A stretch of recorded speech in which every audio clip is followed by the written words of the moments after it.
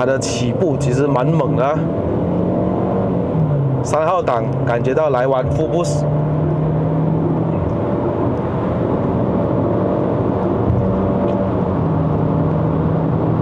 4档比较短一点，它的起步其实蛮猛的、3号档感觉到来完 Full Boost。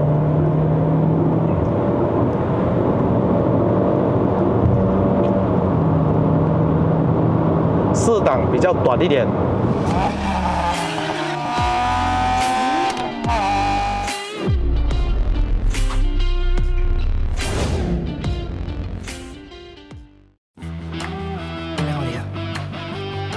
Yo， 大家好，又是 Eder， 爱的人不是一个车评，只是 POV 啦。欢迎回到我的 POV 试驾系列啦。在前几个月前的 Chery 呢，发布了 Chery Tiggo Cross， 总共有2个等级，一个是 1.5 Turbo， 还有 1.5 HEV 的。当时候呢，我也有拍过一期的影片，然后有短暂试驾了一下。我很记得它的内饰跟外观，我大概有讲的蛮仔细一下的。这个影片呢，我主要是比较多来分享一下 1.5 Turbo 跟 HEV 的分别有什么，而且相差大概1万块，你可以得到大概什么东西。这辆车已经在我手上大概3-4天了。星期一呢，我就会把这辆车还过去 Chery， 然后当天直接换上 HEV 驾回家。如果你们看了这期的视频，你们对这辆车有兴趣的话呢，女朋友小蚊子她就是一个 SA， 你不妨可以联系我，或者联系她带你们去试车。走，我们去看一下 Tiggo Cross，Let's go。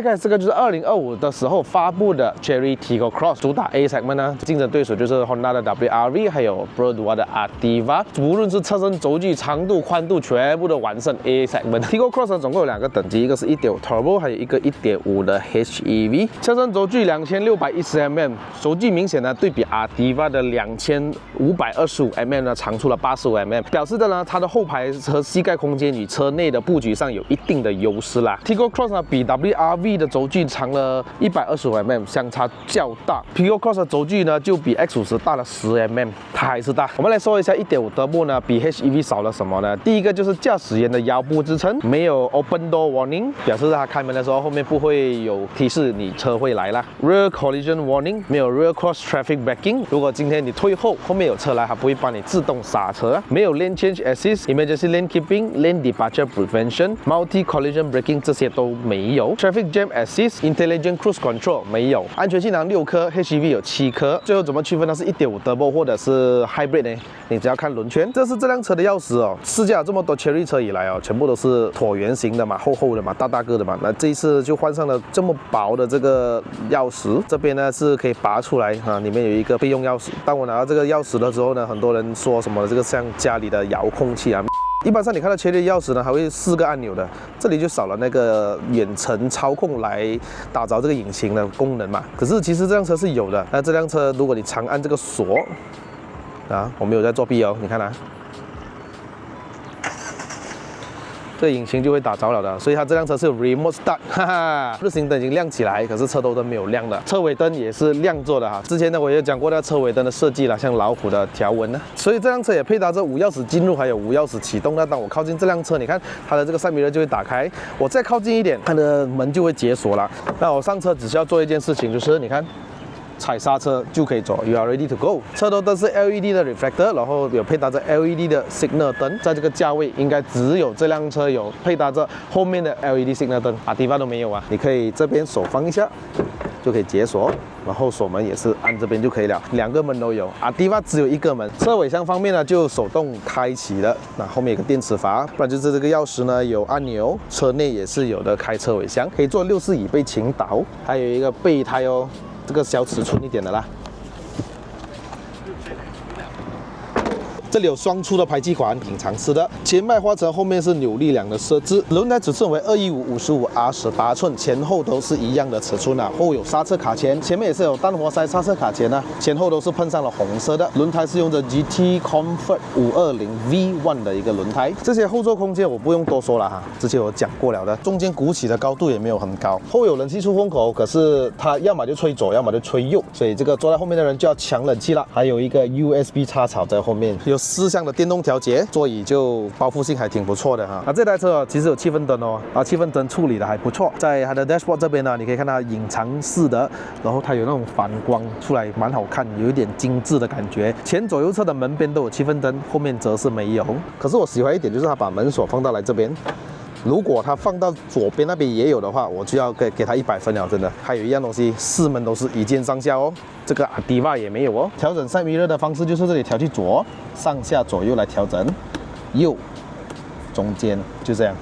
那如果你要折起来呢，这里有一个 button， 有风琴式踏板，这边就多了几个按钮，这边有的调整头灯的高低、陡坡缓降、traction control， 还有 auto start stop。坐进来踩一下刹车，基本上 you are ready to go。其实这辆车的仪表跟 Omoda5 是几乎是一模一样的，它可以有更换3种主题，在这个舱级里面可以选 Fashion、Stream 还有 Classic。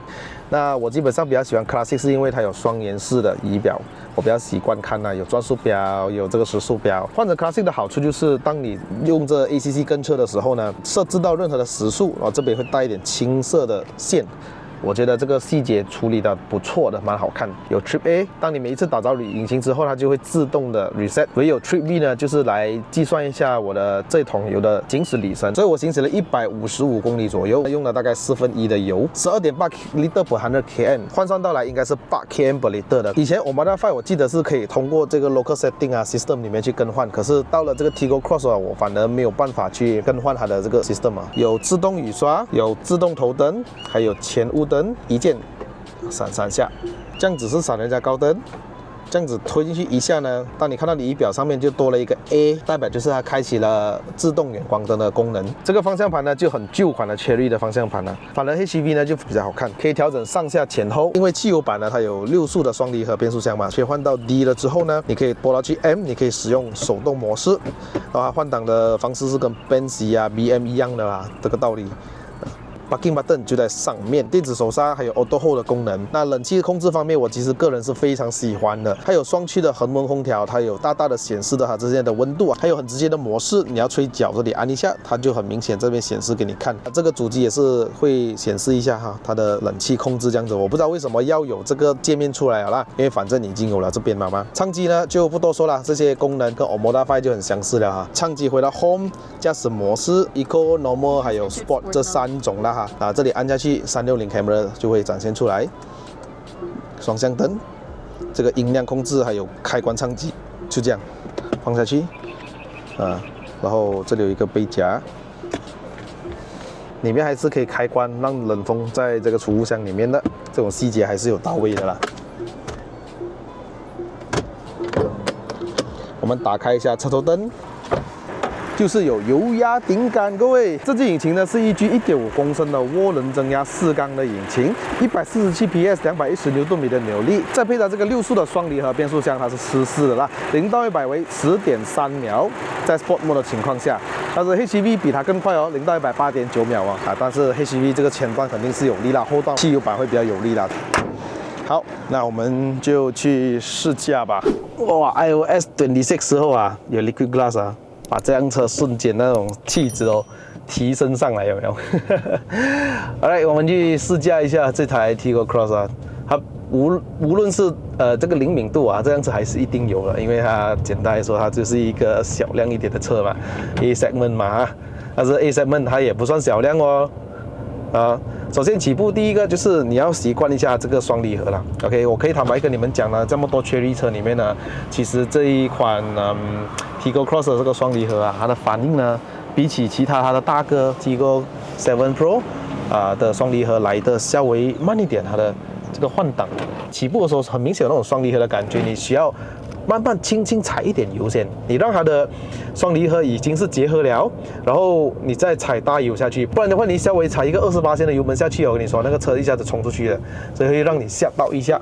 而且它的调教呢，前段其实蛮有力的，有一点类似像Toyota的那一种调教。你看，如果是我踩这么大油的话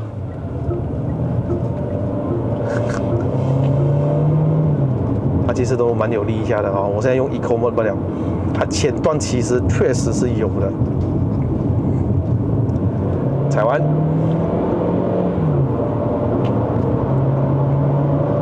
你看到它的换挡吗？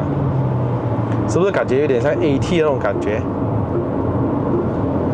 可是反应其实不错的，它跟着我的油门哦，踩深它就降档，它降档的速度也挺快。Yes。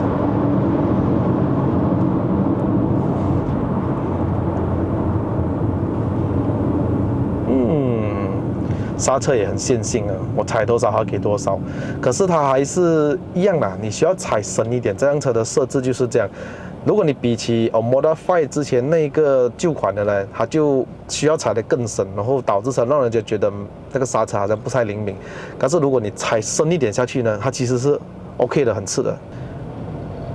呀，它的松开的过程是的确挺顺的，只是说还是那个啦，双离合那方面，你就是要驾的习惯，基本上你可以把这辆车驾得很顺的，轻轻的把油门一踩下去，让它的离合器结合，然后呢 ，you are ready to go。有一点看不惯这个竟然是一个双离合，就是哎呀，它升档的时候你看到它的那个 RPM 下的那个速度，包括那个声音，就呀还是比较调的比较舒适的这台车。Eco Mode 真的蛮懒散，如果我把它调到去 Normal Mode 反而好驾很多。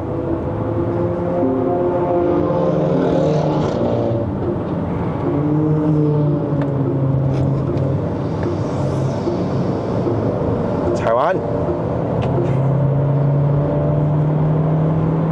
4000转才来动力啊，这样你会感觉到那个车最有力的时候。但是当我看回来这个价钱啊，大佬88千而已嘞，你可以买到什么车？88千啊 ，Diva 的最高配，Toyota Vios 都要9万多 ，City 也是要9万多，差不多10万了。Proton 的 S70，然后你再看了他们的内饰之后呢，你再看回 Chery， 哦，它的内饰这边有针缝线诶，这边是软质塑胶诶。冷气控制啊，还有这个很多人最喜欢的这个全屏的荧幕啊，它都给到你哎，来喽，88千了哦，你还要嫌弃什么？至少它不是 CVT 哦，在这个价位里面，很多人用 CVT 的嘛，然后1.5 Turbo 4缸嘛，这样看回来，的确这台车是好歹买一下的哦。当然，它没有给到你 Full ADAS System， 你要买到 HEV 啦。但是我觉得，如果有能力直接买 HEV 99千，你少了那个 DCT 换挡慢的感觉，你的油耗提升了很多，包括你的加速也提升很多。OK， 这个就是 HEV 的厉害。然后它的 Full ADAS System 也给完你了 ，Full Spec 啦，我们可以这样子讲。除了那套轮圈我不怎么喜欢之外，但是如果以正常生活驾驶来讲，你对驾驶不太有要求，这台车是的确舒适性是给到你的啊。包括你看我这辆车，虽然它的重量呢也不重，大概是1400公斤左右，可是，在高速行驶的时候呢，其实这辆车是蛮稳的啦。加上它的方向盘呢，可以调整2个模式 ，Comfort 还有 Sport。把方向盘调去 Sport 了之后，你会感觉到它更有这个沉重感。140、150的时候啊，它的方向盘的那种重量，它直接瞬间变得很重，然后让你觉得在开高速的时候啊，就更加有信心。我觉得它特地解决了那个轻车，然后感觉到车会轻飘飘的感觉，它把方向盘设置重一点就可以了。而这台车有 ACC 跟车，可是就没有车道偏离辅助那些啦，你是要用手握着。But at least 88千它有。我们来启动一下 ACC on， 然后我们把跟车距离调整最远，然后我们可以 set。所以你看过弯的时候呢，就稍微没有这么有信心啦。其实还可以踩着油过，没有车的，我踩点油了，不然后面挡着车的。OK， 所以过弯的时候，它稍微的把它调的慢一点，然后直到它看到有车之后，它才的加速还是减速咯，就这样子哦。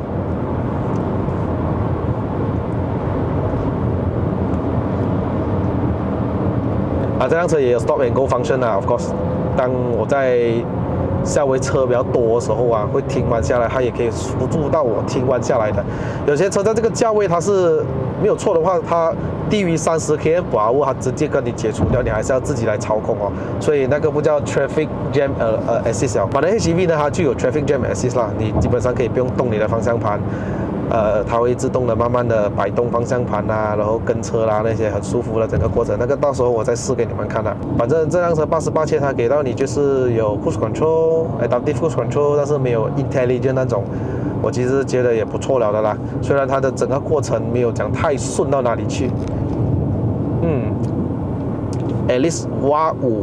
好鬼薄模糊黑然后，当然你也是可以用手动模式，当你需要去旁边。然后现在是6号档嘛，所以这辆车6速啊。看我减，你踩着油降档反而速度快，当然快过波段就没有错啦。虽然我不是要踩它啊，但是你没有踩着油情况下它是慢的。它稍微有做一点点的降档补油，让这辆车降档的时候基本上是没有感觉的，你听到这辆车有声音而已。可是它的速度就是慢啊，3档降到2档，你必须要少于3000转你才可以降的。现在我降不到，让我们试一下少于可以了，少于3000转，踩完它会自动升档的，即使你是手动模式。所以等一下上山呢，我可以估计啊，升档由它来升，降档由我来降，就是动力其实也可以哦。88千。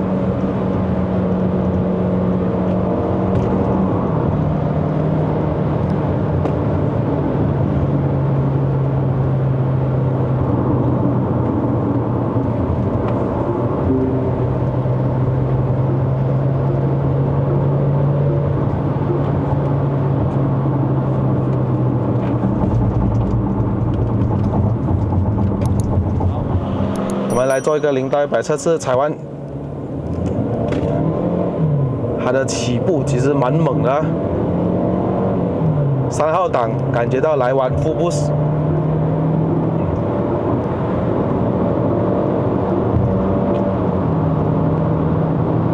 4档比较短一点 ，shorter ratio。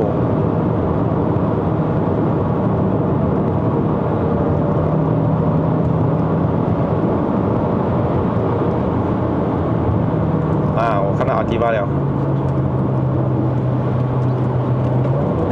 踩完降档，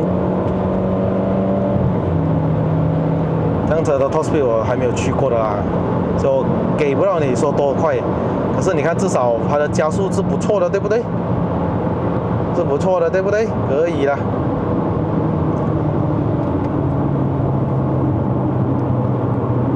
这台车呢，它没有说它有索尼的喇叭。它是有6颗没有知名的一个品牌，可是我觉得不错嘞，它的音响88千比起 Ativa Vios 比起 X50这个好很多，虽然是差过了索尼啦，没有索尼啦，高音准 OK， 就bass少了一点点。而且我发现到啊，你们一定要从这边开。你去到SAO里面的时候 ，OK， 记得打开 Arca Mix。你打开之后呢，它的音响的这个层次不一样去，更加立体，更加的 solid。谁没有一些刻骨铭心事？谁能预计后果？我真心觉得不错，在这个价位给到这样的喇叭 ，OK 的，有诚意，有诚意。OK， 我们就用手动模式比较好。虽然 Sport 已经是够用了，但是我觉得不够，我个人还是比较稍微重脚一点的。所以油耗是一般般啊，对我来说，这辆车1桶油可以走400公里没有问题的啦。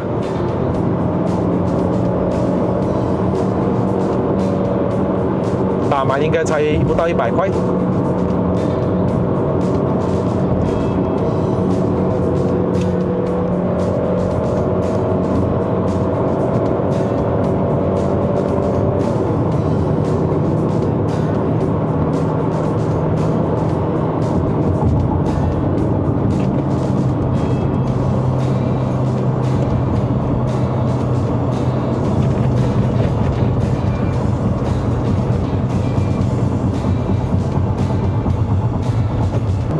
们就来到云顶山脚了。老铁都知道，我们下一节影片干什么呢？就是要冲上云霄了。啊，不要把这辆车的期望抱得太重啊，因为这辆车主要是拿来城市驾驶比较多。你讲到动力的话，还有它的操控，呀，就2个字、3个字啊，一般般。好嘞，如果你们看到这个视频呢，对这辆车有兴趣，或者对其他任何 Chery 街库有兴趣的话呢，不妨联系我，带你们去试车，找我买车没有折扣哈。好了，这个影片就到这边。如果喜欢看我的影片的朋友们呢，不要忘了按赞、订阅、分享，还有打开小铃铛。我们下一集的影片再见啦 ，Goodbye。